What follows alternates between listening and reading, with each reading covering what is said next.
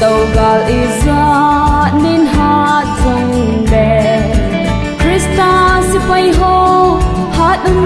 dang hangun pakai lenggam adia na to ginnaw pot pan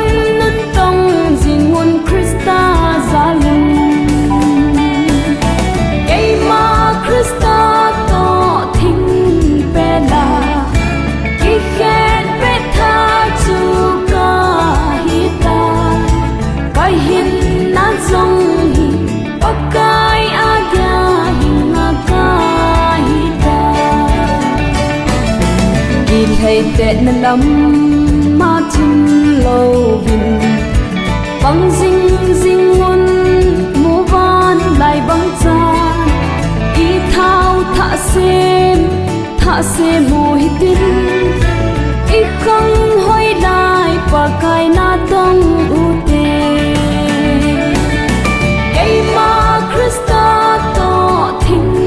pela i khen pe tha chu ka hita kai hin na zong hi pakai adia hinga ka hita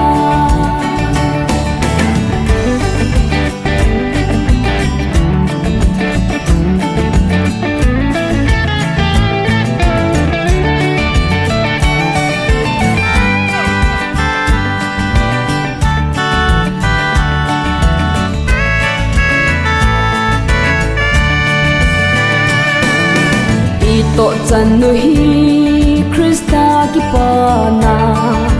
twa chan in nei thei na ding ngo ba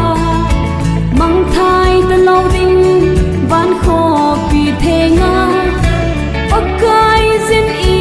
to man ei pe di